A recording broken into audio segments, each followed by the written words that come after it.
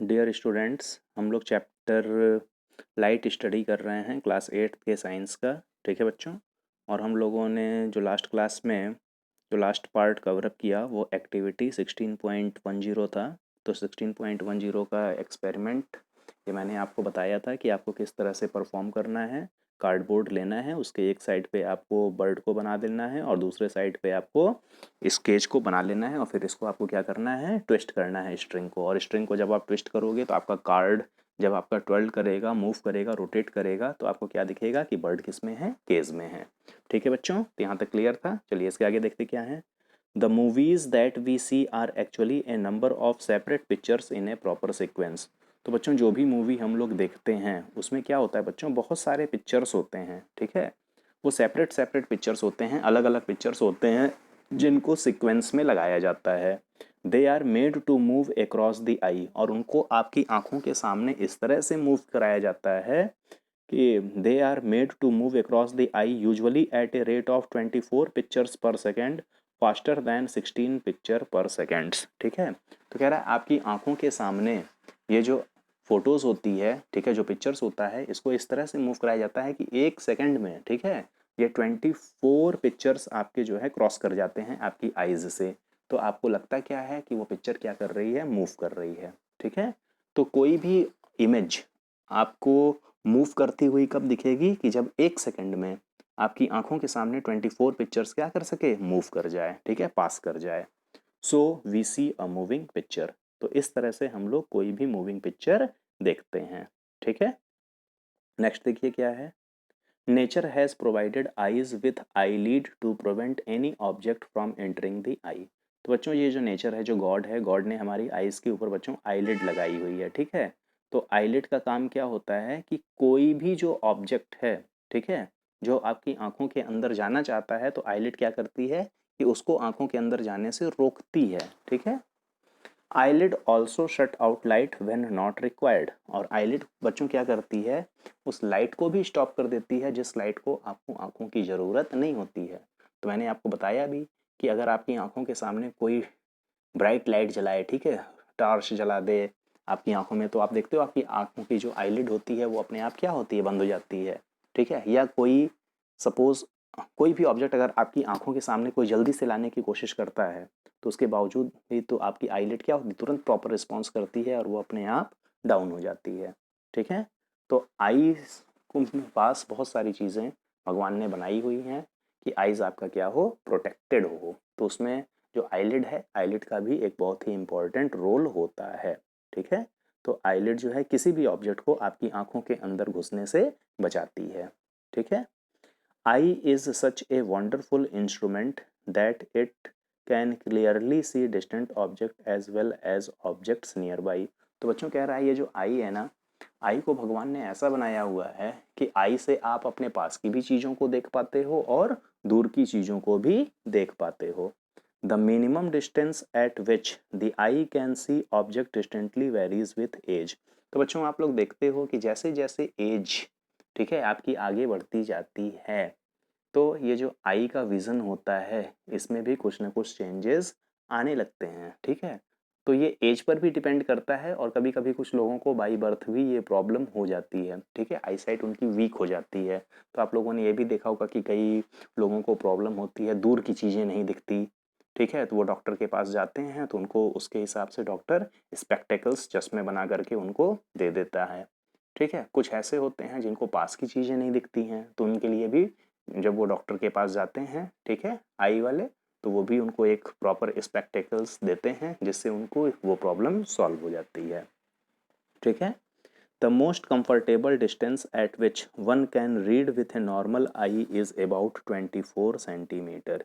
ये इंपॉर्टेंट है बच्चों, अगर आपको अपने आई की केयर करनी है, ठीक है, अगर आपकी आंखें सही हैं तो आप कोशिश किया करो कि आप जिस भी चीज़ को स्टडी कर रहे हो, पढ़ रहे हो या कोई भी चीज़ आप लिख रहे हो, तो जो डिस्टेंस नॉर्मली होनी चाहिए, ठीक है, वो कितनी होनी चाहिए, 25 सेंटीमीटर।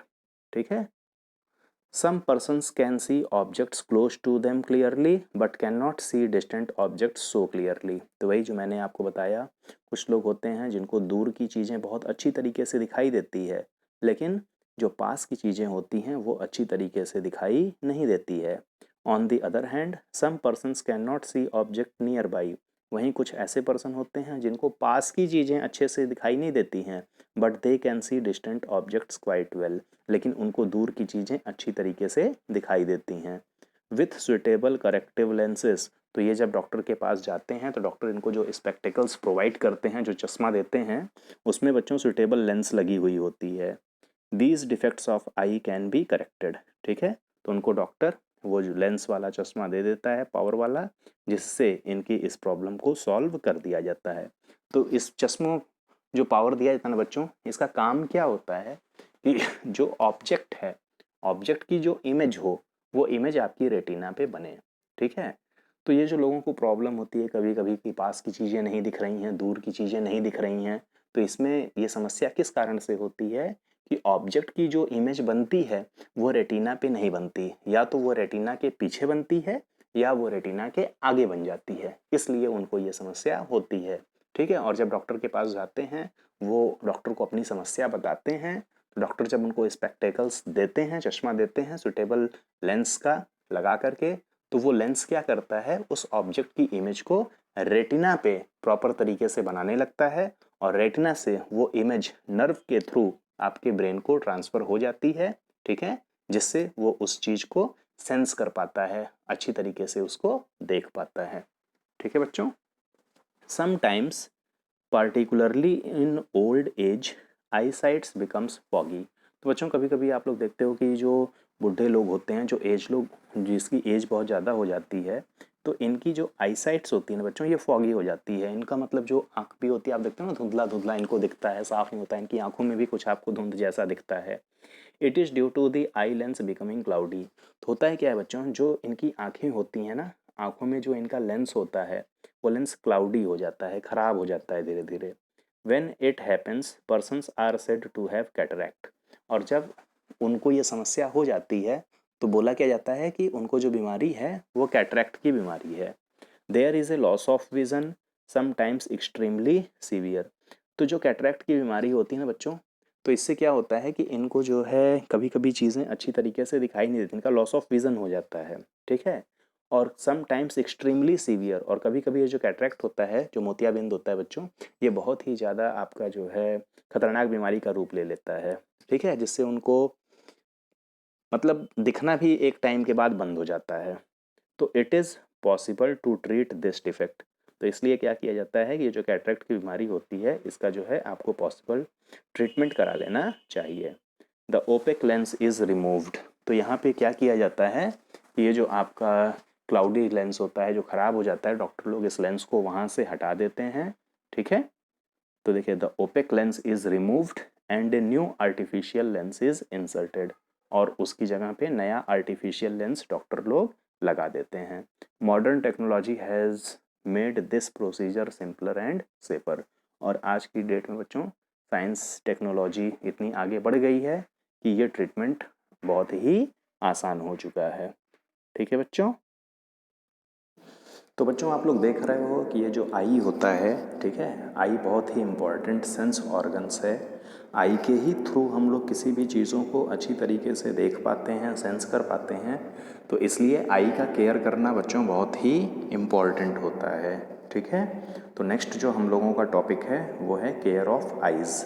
हम लोगों को अपनी आँखों की देखभाल किस तरह से करनी चाहिए। ठीक है, it is necessary that you take proper care of your eyes. तो बच्चों आप लोगों को अपने आइज़ की प्रॉपर केयर करनी चाहिए।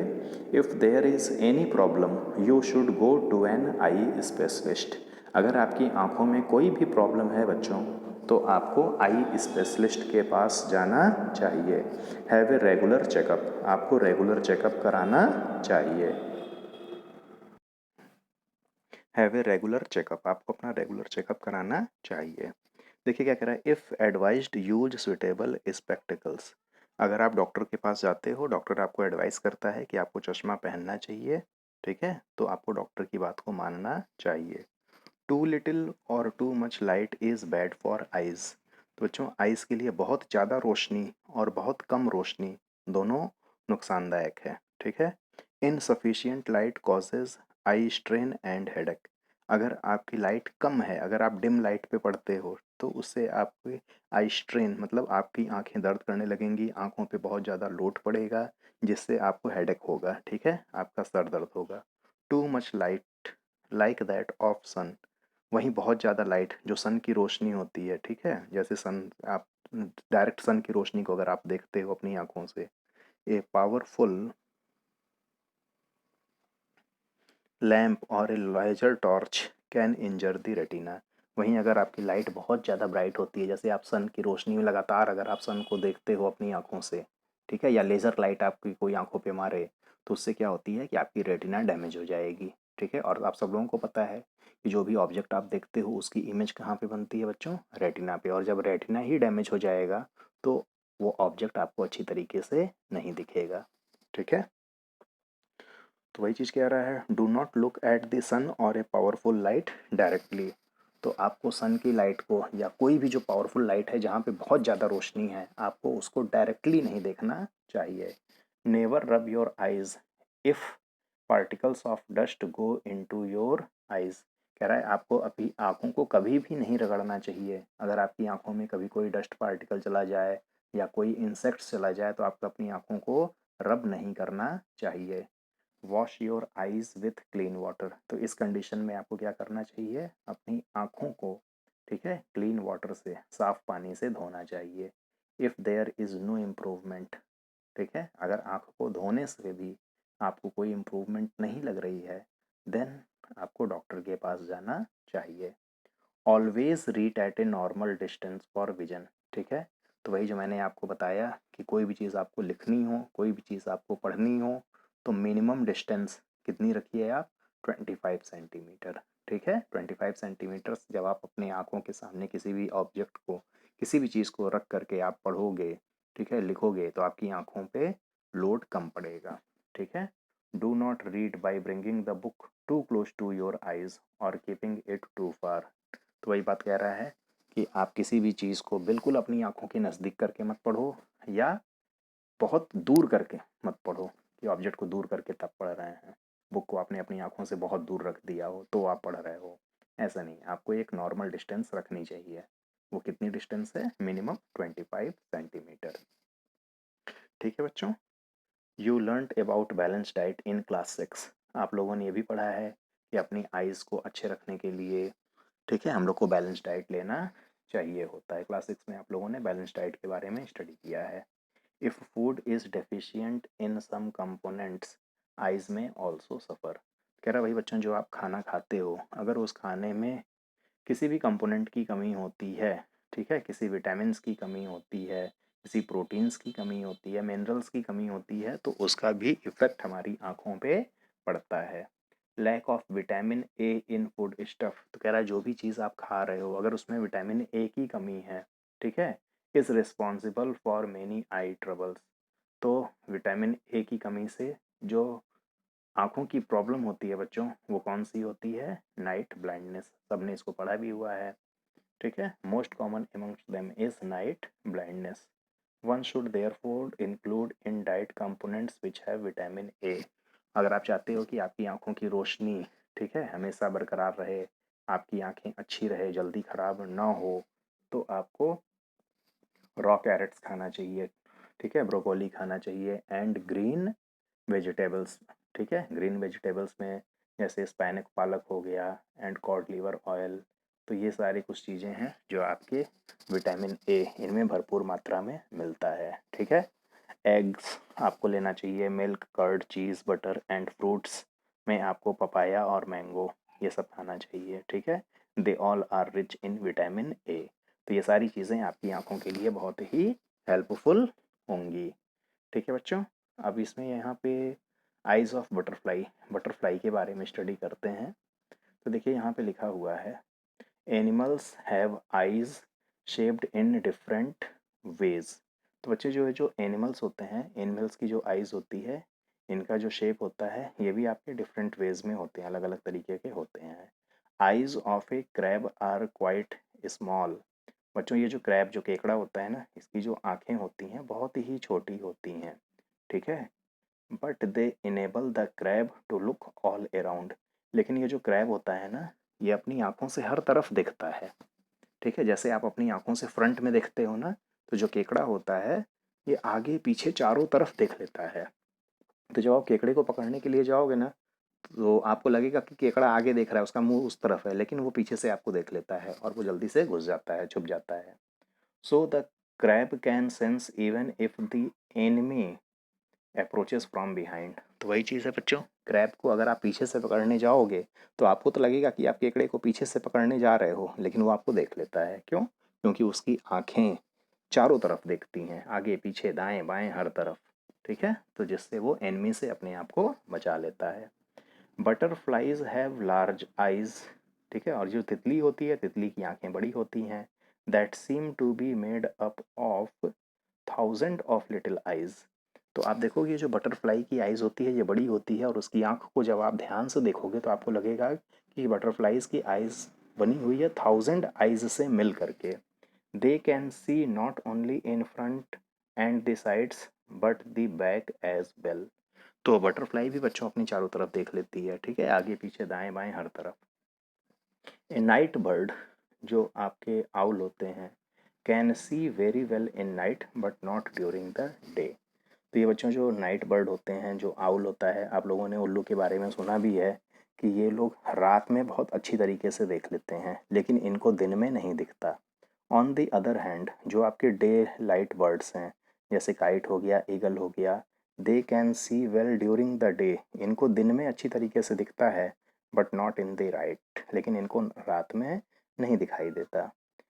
The owl has large cornea and large pupil to allow more light in its I.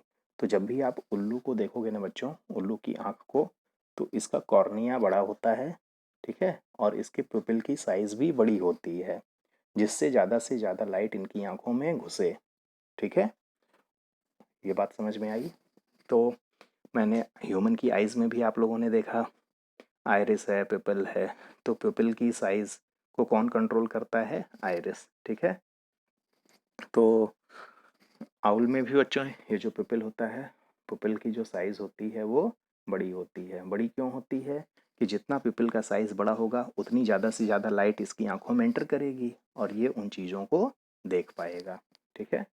Also it has on its retina a large number of rods, ठीक है। आउल की रेटिना पे बच्चों आपको large number of rods दिखेगा and only a few cones, और वहाँ पे आपको कुछ ही कोन्स मिलेंगे। जो डे बर्ड्स होते हैं on the other hand, they have more cones and fewer rods. तो ये इंपॉर्टेंट है, ये आपको फिल इन द ब्लैंक्स में मिल जाएगा ये चीज़ें। तो इन चीज़ को आप लोग अपनी कॉपी में एज ए नोट्स आप नोट कर सकते हो, ठीक है बच्चों। तो यहाँ तक क्लियर है? तो ठीक है, इस लेक्चर को हम लोग यहीं पे फिनिश करते हैं। इसके आगे का जो टॉपिक है उसको हम लोग अपने नेक्स्ट लेक्चर में कवर अप करेंगे। So have a good day students.